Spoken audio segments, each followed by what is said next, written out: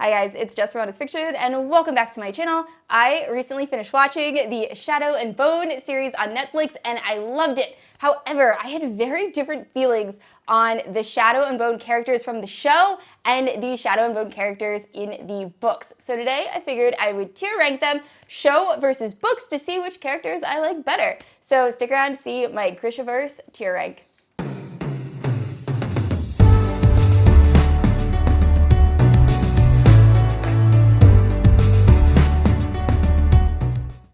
Alright guys, before we jump into the tier rank, I just want to get some things out of the way. So I thought I was being very original with this. However, when I went on Tier Maker, there was already a list made for the different characters and the TV version. So I will link the original creator down below. Thank you so much for making that so I don't have to scour the internet looking for pictures.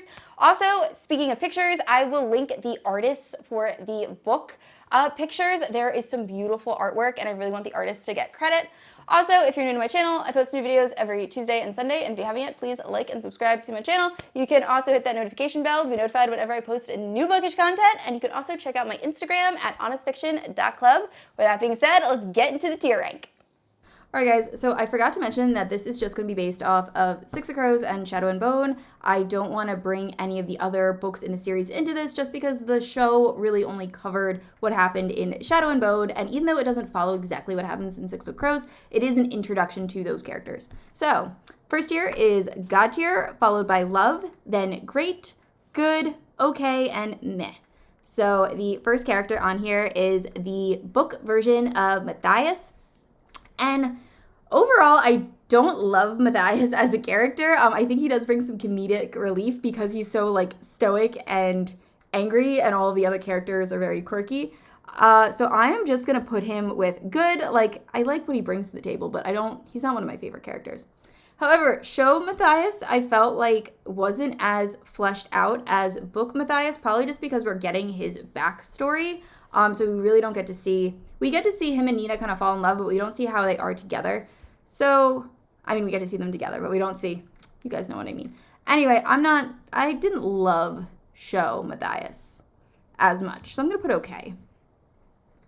Next up is Nina, and I do like Nina more so in Crooked Kingdom. I don't love her I like her in Six of Crows. she's not one of my favorites.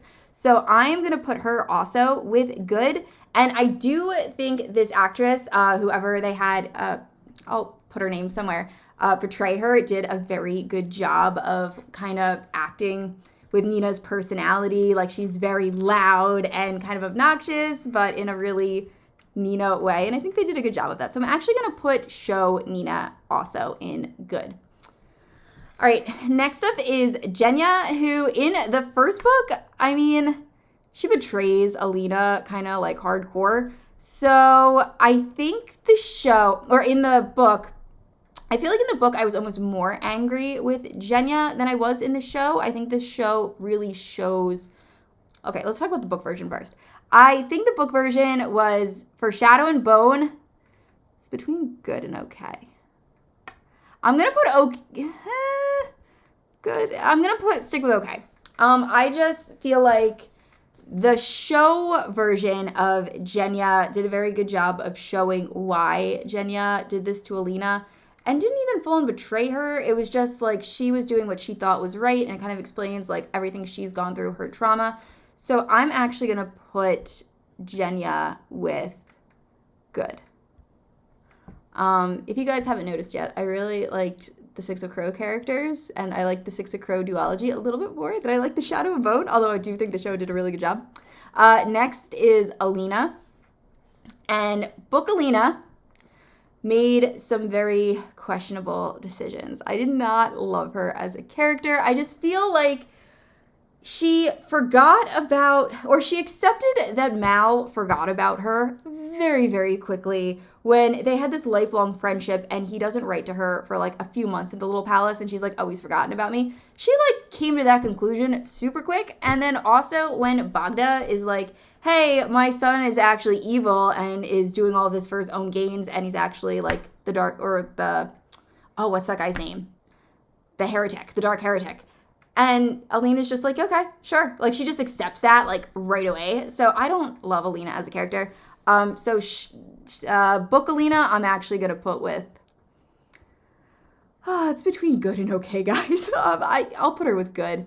However, show Alina, I liked a little bit more. I liked her acting. I thought she did a good job. I don't know. I feel like somehow she made the decisions that Alina ends up making seem less ridiculous. I don't know if that makes sense. I really like this actress. I think she did a really good job. So I'm actually going to put show Alina. She's going to be the first great on this list. Next up is Mal. Okay. Book Mal, I have many issues with. If you are familiar with my channel, you have seen me rant about Book Mal. I'll try to find a clip of it somewhere. I'm not a Mal fan. In the books, similar to Alina, he's like, oh, I guess you just kind of like forgot about me when she goes to the little palace, and he is just very moody and like brooding, and I could not stand Mal in the books. I'm going to put him solid meh. And Mal in the show was adorable. I loved Mal in the show. He was great. I think being able to see his backstory and being able just to see his perspective instead of just Alina really helped like Mal. I really liked him in the show, and I could totally see like how they would have a relationship. It was good. I'm actually going to put love for Mal because I went in expecting to hate Mal in the show, and I was like, oh God, I don't even want to see this character. And I love him. I think it was so good. Which is the exact opposite of this next character. So, the Darkling. In the books, he is this very mysterious and, I don't even know the right word for it. He's just so separate from, I feel like ethereal almost. Like, he's not like the typical Grisha, and he's very mysterious. No one knows his real name. When they said his name in the show, I was like, why? Like, you're not supposed to fight. That's like a big reveal at the end of book 3. So like, that annoyed me. He didn't have much of a backstory. Like, he's the Dark Heretic, but there was no love interest or anything. And I liked him being this like very distanced figure. I also really liked that, I mean, this is for the show and the books, but also that you got to have a romance turn into a villain. I thought that was really cool. I just liked him better in the books. I think he was just a more ominous figure, and I was more terrified of him, and he was just darker in the books, and I think I liked that a little bit more. So I am going to put love for the Darkling. Now, I don't ship him and Alina. I just thought the character was better developed in the books. I love Ben Barnes. This is nothing against Ben Barnes. I think that was an amazing casting. I just don't know why they had to give him that past with like the love interest. I didn't think that was necessary. I don't know why they changed his name to the Darkling instead. Now it's like General Kerrigan. It just humanizes him a lot, and I feel like I liked him not being so humanized. If that makes sense. So I'm going to but it's Ben Barnes. So like, he's going to be great. I'll put him with great. It's great. I'll stick with great. That's fine. All right, next up are the Six of Crows characters, and I loved Six of Crows. That duology is amazing, and I recently finished Six of Crows, and people always would be like, oh my gosh, you should read Six of Crows. It's so much better than the Grishaverse, and I was like, I doubt it. Like, Grishaverse is really good. I am now one of those people. I really like Six of Crows a little bit more than I like the Grishaverse. It just reads like a Ocean's 11 like heist. It's really good. Check it out if you haven't. So, Kaz Brekker. Kaz Brekker in the first book, I liked. He is very mysterious. I do like, that backstory and like Dirty Hands, that whole thing was intense. I'm going to put him with love. I'll put him with great, actually. I'll stick with great. He was a great character. I think the next book I start to love him more, but great character.